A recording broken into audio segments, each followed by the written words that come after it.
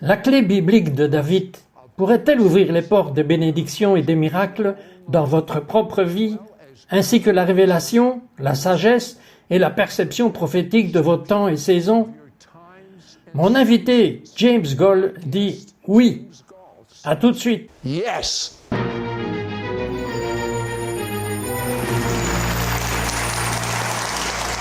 Bienvenue, Ruach HaKodesh, c'est en hébreu le nom du Saint-Esprit. Bienvenue, Ruach, vent de l'Esprit. Que des miracles se produisent, des signes et des prodiges, qu'ils changent les vies. Prends toute la place. And wonders. Change lives. Take over. My guest. Mon invité, James Goll, est connu comme un homme d'État prophétique. Je peux vous le dire à titre personnel parce qu'il m'a prophétisé. Il est l'un des prophètes les plus exacts que je connais. Maintenant, je dois vous poser cette question. Au cours des 100 dernières années, quel est le meilleur événement prophétique de la fin des temps au cours des 100 dernières années? What is the greatest end time prophetic event in the last 100 years? Au cours des 100 dernières années, je crois que la naissance de la nation d'Israël est la plus grande prophétie qui est arrivée.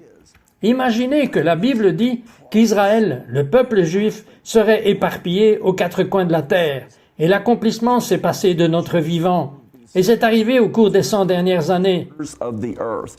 And the fulfillment of this has happened in our lifetime, and it has happened in the last 100 years. James, je disais que si vous mélangez vos croyances sur la nation Israël, sur le peuple juif physique, vous serez totalement de travers dans la compréhension des événements de la fin des temps. Encore pire, ou aller plus loin, je crois que vous allez entrer dans l'hérésie dans beaucoup de domaines si vous vous trompez sur l'événement prophétique le plus important par Dieu lui-même au cours des 100 dernières années. God himself in the last 100 years. C'est tout à fait cela. Et c'est enregistré dans les 3 évangiles différents à propos de la deuxième venue du Messie parce qu'ils ont raté la première venue. Et les croyants pourraient même manquer la seconde venue parce que nous avons enseigné ce droit. Nous devons enseigner qu'Israël est toujours la prunelle des yeux de Dieu et nous devons nous aligner avec ce que dit la parole de Dieu.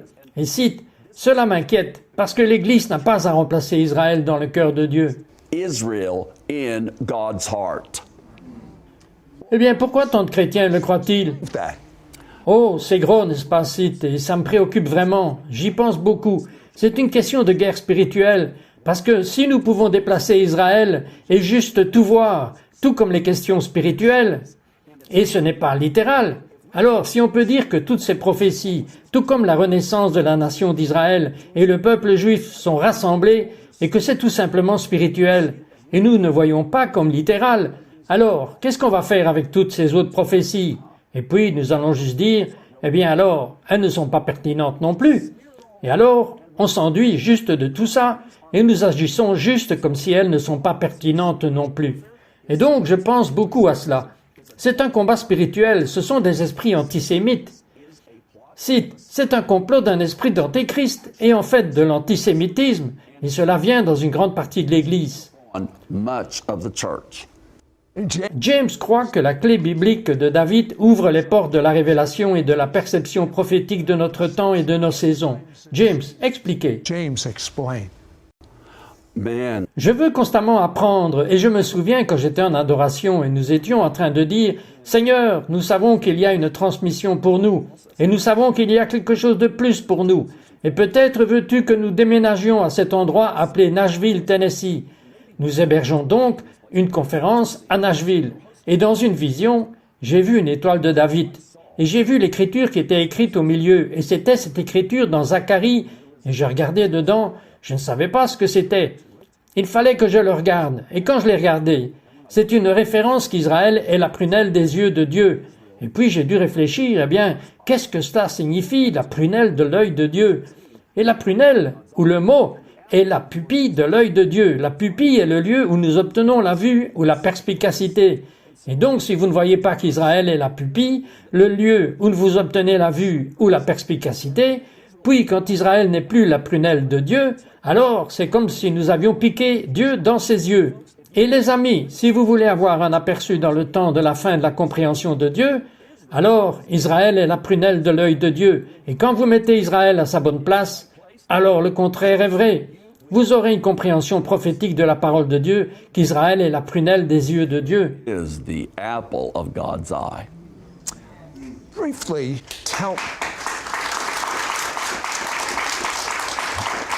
Parlez-moi brièvement de l'ange de l'éveil d'Israël. awakening angel. Wow.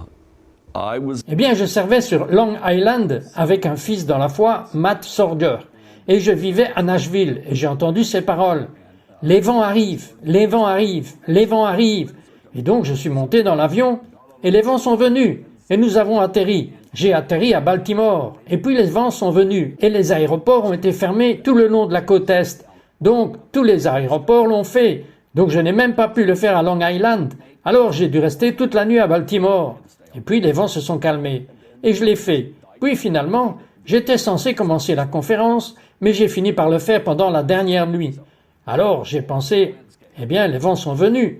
Alors je suis à la conférence, la dernière nuit, et le Saint-Esprit me chuchote, les vents arrivent. Et je dis, qu'est-ce que tu veux dire? Les vents sont déjà venus? Et puis je suis dans l'adoration et je sens un vent souffler sur mon visage. J'ai ouvert les yeux, j'ai regardé autour les bouches d'aération, je ne voyais aucune bouche d'aération. Je ne sentais pas d'air des bouches d'aération. Je suis retourné à l'adoration. Parole de connaissance cite. 7 mots distincts de la connaissance ont commencé à inonder mon cerveau. Je les ai écrits tous dans mon journal. Puis j'ai fermé les yeux. J'étais de retour dans le culte et je sens ce vent me croiser. Et puis j'ouvre les yeux et il y a un ange qui est entré dans la pièce. Et il est debout juste devant moi. Et je suis illuminé par Hébreux 1, versets 4 et 17, que les anges de Dieu sont les vents de Dieu et des flammes de feu. Cet ange maintenant est juste devant moi, soufflant un chauffard dans mon visage, avec une ceinture de son épaule à sa taille. Et voulez-vous savoir ce qui était écrit sur la ceinture? on the sash. Absolument. It's Il disait, Israël se réveille.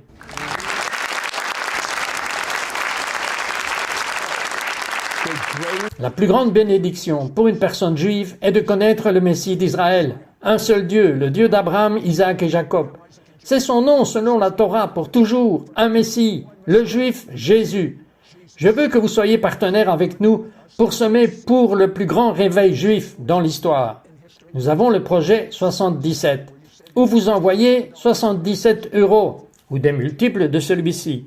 Croiriez-vous que nous avons ensuite envoyé, grâce à votre générosité, 2,2 millions de mes livres de témoignages juifs au foyer juif en Amérique du Nord, et 1 million le reçu en Russie et en Ukraine. Je veux que vous réfléchissiez à cela. Romains 10, versets 14 et 15 dit « Comment donc invoqueront-ils celui en qui ils n'ont pas cru? Et comment croiront-ils en celui dont ils n'ont pas entendu parler? Et comment en entendront-ils parler s'il n'y a personne qui prêche? Et comment y aura-t-il des prédicateurs s'ils ne sont pas envoyés? » À notre retour, James parlera de comment le salut du peuple juif déclenchera le dernier grand réveil. Nous revenons tout de suite. Great awakening.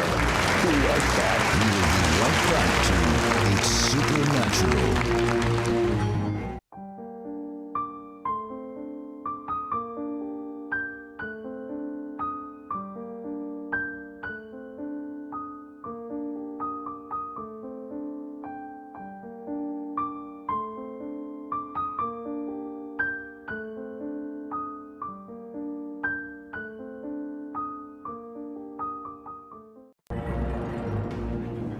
We now return to It's Supernatural. James, comment le salut d'Israël pourra-t-il déclencher le dernier grand réveil? Trigger the last great awakening. hey, Eh bien, lisons Romains 11. you know, Je souhaite que chaque croyant lise Romains 11. Oui, parce que c'est ce qu'il est dit. Et l'évangile doit aller aux Juifs d'abord. Oh, c'est une pièce manquante, n'est-ce pas? Et voici le truc. it's a missing piece, is it not? And here's We say something. mo- La plupart des gens pensent quand Paul a dit cela qu'il ne parlait que sur l'ordre historique. Et c'était l'ordre historique, mais c'était plus. C'est ce que vous dites. but it was more, is what you And say. we must Et il faut revenir à l'ordre apostolique de l'Évangile. Et comme nous le faisons, nous reviendrons au résultat apostolique. Dans le livre, je parle de la douceur, le grossier et le grand réveil, et c'est semblable à ce qui est écrit dans Jérémie 16 et Jérémie 23 sur les pêcheurs et les chasseurs, que dans le doux, le grossier et le grand réveil, il y a la volonté de Dieu. Et puis cela peut aussi être ceci, les chasseurs, ces moments intenses, mais tout est utilisé ensemble pour le plus grand réveil que le monde ait jamais vu, que l'Église ait jamais vu, mais qu'Israël n'a jamais vu. Et maintenant, je dirais peut-être de ce qui se passe en partie, même en Ukraine. C'est dur, c'est terrible, c'est horrible. Et pourtant, en même temps, pourrait-il y avoir un dessein de rédemption de Dieu qui se passe? Car, en partie, je crois qu'il y a certains Juifs qui font leur alia en Israël. N'est-ce pas, Sid? Israel, is that not right, Sid? So, Alors Israël attend jusqu'à 100 000 Juifs ukrainiens. Mais savez-vous ce qui se passe simultanément? Dans l'ex-Union soviétique, les choses empirent. Devinez ce que les Juifs vont commencer à faire là-bas. Aller en Israël. Yes. go to Israel. Go to Israel. Aller en Israël où il est en fait plus sûr que là où il serait dans la terre biblique du Nord, comme le dit la Bible. Biblical land to the north, just as the Bible says. James, vous avez tellement de révélations dans ce livre que vous avez écrit ce nouveau livre, mais j'ai besoin que vous disiez des choses aux gens. Ils n'ont jamais entendu cela auparavant. Saviez-vous que les mouvements les plus importants de l'Esprit de Dieu dans l'histoire de l'Église sont absolument liés avec les événements majeurs les plus spécifiques de l'histoire d'Israël? Parlez-nous-en de quelques-unes. Tell me a Absolutely. few of them. Absolutely. Absolument. Donc vous pouvez faire un parallélisme ici. Alors, la naissance de la nation d'Israël en 1948. Donc ici, nous avons le mouvement de la dernière pluie et les mouvements de guérison et de délivrance du Saint-Esprit. Ou que diriez-vous en 1967 de la guerre qui a lieu en Israël? Que se passe-t-il alors? La naissance du mouvement charismatique et puis le mouvement du peuple de Jésus. Et ne l'oublions pas, il y avait 3 mouvements du Saint-Esprit. Le mouvement messianique qui est né, tous les 3 dans cette période de temps de 1967. En 1973, il y a eu une autre guerre qui arrive et nous avons un autre mouvement du Saint-Esprit. Cela arrive en même temps. Et puis, pour qu'on puisse suivre toutes ces grandes guerres qui se sont passées en Israël, il y a soit la terre qui est prise ou un territoire qui s'agrandit dans la nation d'Israël. Et nous pouvons la porter même jusqu'à aujourd'hui. Et donc je veux dire que chaque fois qu'il y a la guerre, de l'effusion de sang en Israël d'une manière majeure, il y a une expansion, un mouvement du Saint-Esprit qui a lieu dans le corps du Christ. In the body of Christ. You know, Vous savez quoi? Si c'était une bénédiction que les Juifs ont rejeté leur Messie, quelle plus grande bénédiction quand ils reçoivent leur Messie dans une naissance juste d'entre les morts? it'll birth life from the dead. Et le dernier chapitre de ce livre, Le mystère d'Israël et le Moyen-Orient, oh mon Dieu, j'ai attendu des années, Sid, pour aborder ce sujet. Et j'ai prié, et j'ai attendu, parce que le mystère, la solution, la réponse ne vient pas de l'homme. La réponse est le grand espoir. La réponse est la seconde venue du Messie. La réponse, c'est Yeshua. La réponse est Jésus-Christ lui-même. Et en fait, il semble y avoir des écritures qui indiquent que le peuple juif se tourne en masse vers le Messie, Jésus, comme leur Messie, quand ils reviennent en plénitude à la terre. Puis les œillères tombent, et ils voient que Jésus est Seigneur. Jésus est le Messie. Nous croyons qu'il y a un grand réveil, et nous croyons que nous sommes au seuil d'un réveil de gloire. We believe there is a glory awakening that we are right at the threshold of.